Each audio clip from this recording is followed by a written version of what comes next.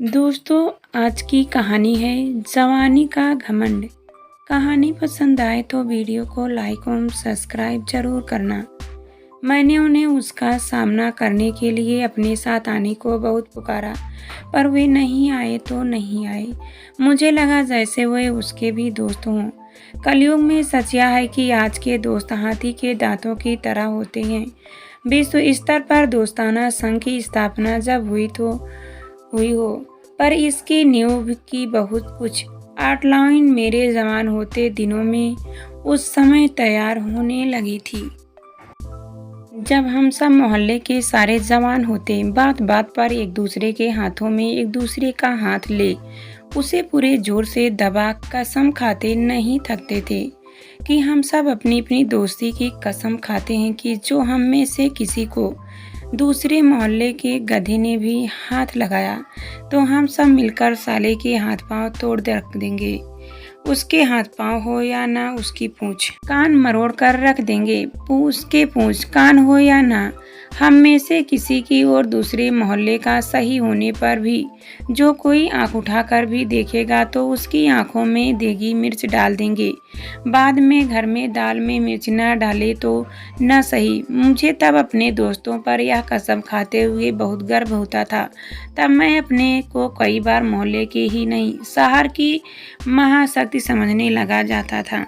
तब मुझे लगता था कि मेरा अमेरिका में कुछ नहीं कर सकता। तब मैं सोचता था कि मेरा चीन भी कुछ नहीं कर सकता। पर एक दिन मेरी दोस्ती का सारा घमंड चूर चूर हो गया।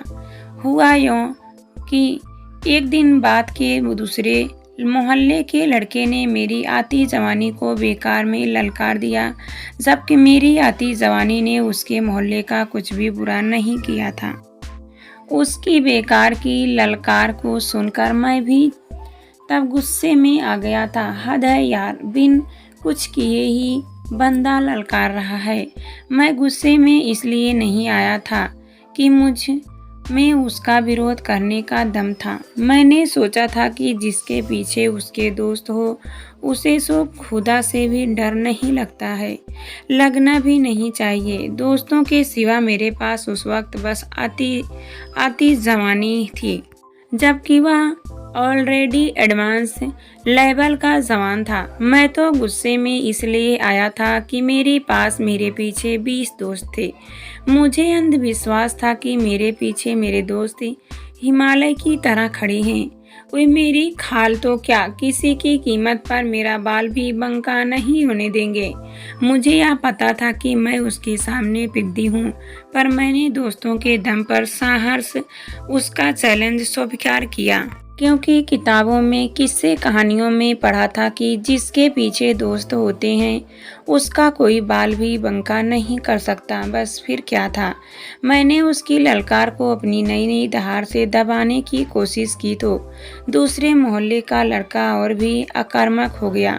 मैंने उसके आगे बेखौफ हो अपने नए नए लड़ने के तरीकों से अनजान छाती तान दी।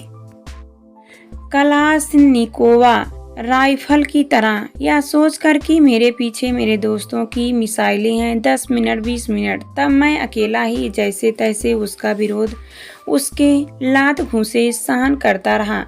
पर मेरे दोस्त मेरी सहायता को नहीं आए तो नहीं आए, हुए बस दूर से हवा में हौकिया डंडे लहराते, मेरे जोश को तालियां बजाते बढ़ाते, मेरी पीठ के बहाने अपनी पीठ थपथपाते तो 2-3 दूर से मेरे जख्मों पर मरहम लगाते।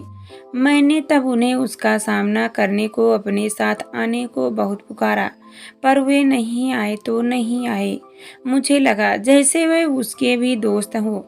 अंत में मैंने खुद को जैसे तैसे हौसला बनाकर उसका अंधा पौना सामना किया और जैसे तैसे अपने को बचा पाया। उसके बाद टांगों के नीचे से कान पकड़े थे कि बेटे, जिंदगी में जो हिम्मत हो तो किसी की गलत सही ललकार का सामना हो सके तो अकेले ही करना। हर वह जो मुसीबत में काम आने की कसम खाता है दोस्त नहीं होता। कलयुग में दोस्त हाथी के दांतों की तरह होते हैं। मुसीबत आने से पहले कसमें खाने वाले और तो मुसीबत के वक्त काम आने वाले और